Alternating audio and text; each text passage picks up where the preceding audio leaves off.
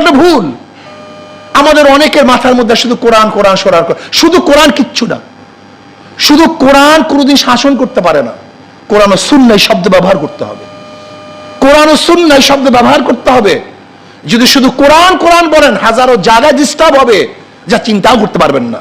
এর জন্য আমি প্রত্যেকটা বক্তাকে বলবো, যখনই বলেন কোরআন সুন্নাহ, কোরআন সুন্নাহ, কোরআন সুন্নাহর আইন, শুধু কোরআন কোরআন, এটা ঠিক না। এটা হালে কোরআনিয়াদের একটা সাবজেক্ট, এর মধ্যে মারাত্মকভাবে একটা দর্শনের গলত আছে।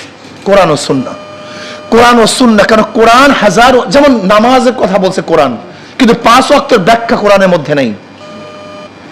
ইন্নাস সালাতা কানাত আলাল মুমিনিনা কিতাবাম মাওকুতা, ওয়াক্ত মতো নামাজ পড়া, কোন ওয়াক্ত কোন সময় শুরু হবে এটা কোরআনের মধ্যে ব্যাখ্যা নেই। আপনি কিভাবে নামাজ পড়বেন আমাকে বলেন তো? রোজার গোটা ব্যাখ্যা, কিভাবে রোজা রাখতে হবে, কিভাবে রোজা ছাড়তে হবে, কোন সময় রোজা রাখতে হবে, কোন সময় রোজা ছাড়তে হবে, এর ব্যাখ্যা কোরআনের মধ্যে নাই। আপনি কোরআন দিয়ে কি করবেন আমাকে বলেন তো? হজের পুরা ব্যাখ্যা কোরআনের মধ্যে নেই, জাকাতের পুরা ব্যাখ্যা কোরআনের মধ্যে নেই। চুরি করলে কি পরিমাণ চুরি করলে, কখন চুরি করলে, কোন অবস্থায় চুরি করলে, এর ব্যাখ্যা কোরআনের মধ্যে নাই।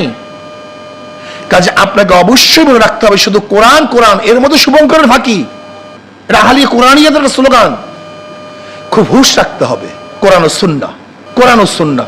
আর আমি মুসলমান, এই চেতনাকে যদি এস্টাবলিশ করতে পারেন, আমরা মুক্তি পাবো, এদের স্বাধীন থাকবে। আর আমি মুসলমান, এই চেতনাকে যদি ধ্বংস করেন, তাহলে আজকে হোক, কালকে হোক, 100 বছর পরে হোক, 500 বছর পরে হোক, এই ভূখণ্ড অন্য দেশ দখল করবে, এই ভূখণ্ডের স্বাধীনতা থাকবে না। কাজে আসুন ইসলামকে ধারণ। এলাকাতে অনেক ভাই বের হয়েছেন, তারা বলে এই কোরআন দিয়ে আমি চলবো, হাদিস মানার দরকার নাই। কোরআন দিয়ে নামাজ পড়া তো দূরের কথা, আজানও দিতে পারবে না। আছে কোরআনের বিবরণ, ওযুটাও ভালো করে ক্লিয়ারলি কোরআন থেকে বের করতে পারবে না। কারণ কোরআন হলো পাইকারি কথা বলার জায়গা। আল্লাহ তাআলা কোরআন শুধু দেন নাই, যে আল্লাহ তাআলা কোরআন দিয়েছেন, কোরআন ব্যাখ্যা করার জন্য রাসূলও দিয়েছেন। আপনি কিতাবুল্লাহ নিবেন, রিজালুল্লাহ নিবেন না। কিতাব নিবেন কিন্তু আল্লাহ রাসূলেরটা নিবেন না, আপনি কখনো মুসলমান হতে পারবেন?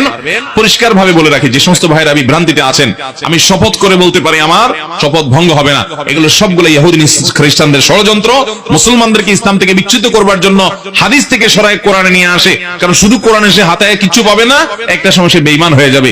এই ভয়ঙ্কর ষড়যন্ত্র থেকে আল্লাহ আমাদেরকে বেঁচে থাকার তৌফিক দান করুন। কেউ যদি বলে আমি কোরআন মানি, নবীর হাদিস মানি না, সুস্পষ্ট কাফের, কোনো সন্দেহ নাই। সন্দেহ আছে?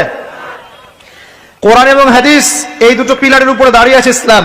ইজমা কিয়াস আছে, কিন্তু মূল থিম হচ্ছে কোরআন এবং হাদিস, এর উপর দাঁড়িয়ে আছে ইসলাম। জি।